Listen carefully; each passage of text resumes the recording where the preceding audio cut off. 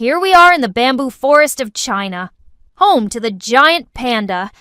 Pandas love eating bamboo and spend most of their day munching away.